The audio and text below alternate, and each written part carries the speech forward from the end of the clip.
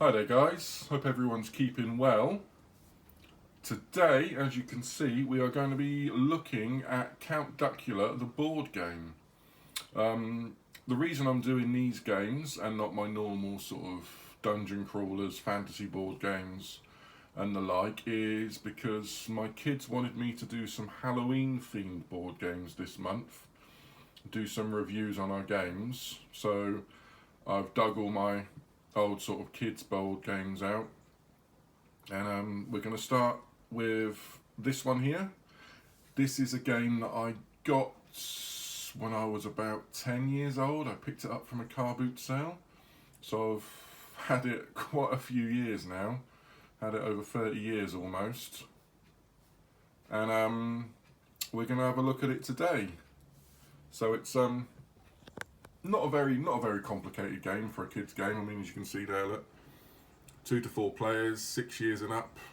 Average playing time around 30 minutes. Me and the kids can normally play about maybe 2-3 games of this in half an hour, 40 minutes. So this is the board. Now, one thing I do like about these old sort of 90s, late 80s, early 90s board games is the artwork. Just to show you around the board. So what you do, you start off in Transylvania and you have to wander around the board and collect these tiles. Now what I've done, I've put them out here because sadly when I picked this up all those years ago, it wasn't a complete game, unfortunately. There should be 4 sets, so green, red, yellow and blue, and there should be 4 of each token. So I've got all the greens, all the yellows, but I'm missing a red and I'm missing 2 blues, which does make it a little bit difficult to play, so we sort of have to work around that. But you move your little Count Duckula piece around the board, you land on one of these squares, and they look like this. So there's a little rock, then you flip it over. If it's your colour, you put it on your side. If it's not, you just turn it back over, leave it on the board for someone else to have a look at, and then you just keep moving around. If you land on one of these areas, you've got the North Pole, you've got Hollywood, you've got the jungle, and you've got the desert. And what you do, if you land on one of those, you get this little spinner and you give it a spin. No, typical land on Transylvania. So there we go, so we've landed on the jungle. So that moves the castle here, and then you move the castle to whichever spot it landed on the spinner here. Now that's good in one way, but it's not good in other ways, because if you're, say like your character's on that tile and someone else lands over here, and you're trying to get round there, but someone spins it and they send you, let's say they send you back to Hollywood, so you're going all the way back here, you have to move with that castle and go back here, which then puts you back, because then you've got to move all the way back round again, because you have to go around the board in a clockwise way. So some ways it's good for people because it can move them around the board quicker. In some ways it's really annoying, especially if you're still looking around the board and the castle takes you all the way back to Transylvania, then boom, you have to go back to the start again. But it's just a bit of fun. And then also you see around the board, you can see these little pieces. You've got Nanny, Von Goosewing, and then over here we got Igor.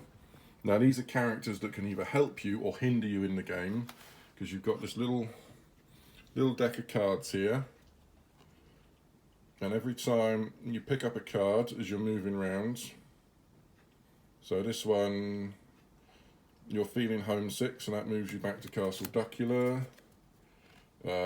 You're a star, move to any space on the board, that's a good card. Here we go. Have a turn for Nanny, so you can move Nanny, roll the dice, Nanny moves around the boards. Have a turn for Igor, same one. And then obviously have a turn for Goosewing. So they all move around the board, but they all do different things. So if you land on goose wing, I'm just going to have to flip it round because I can't quite remember what happens. But if you look on the back of the box lid, it actually has all the rules. So if you land on goose wing, let me just have a quick look.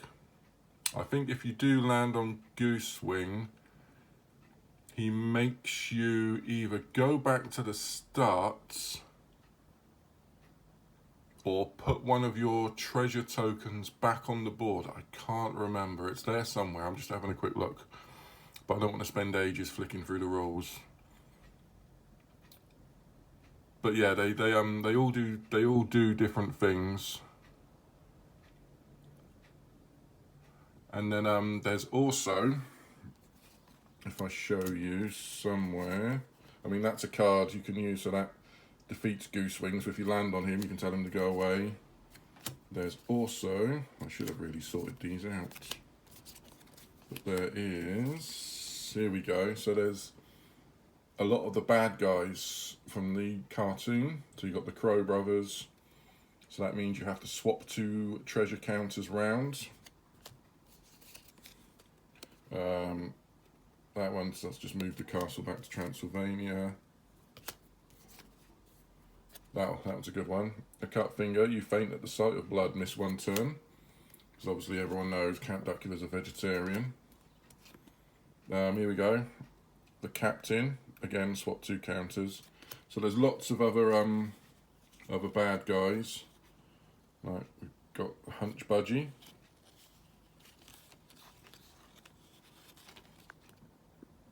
So yeah, that's this is just a quick look at a fun little board game. Like I said, it's something that my kids really enjoy playing, and we have a few sort of Halloween cartoony based games like this that we're just going to have a little look at. Just I said, just a fun little video because it's Halloween month, and my kids do really enjoy Halloween. This is one we've had a look at. So hope you've enjoyed it. And I will be posting some more videos over the next few weeks. So, like I said, I hope you enjoyed the video. And if you like it, give us a thumbs up. And I'll speak to you all soon. So you take care. Thanks for watching.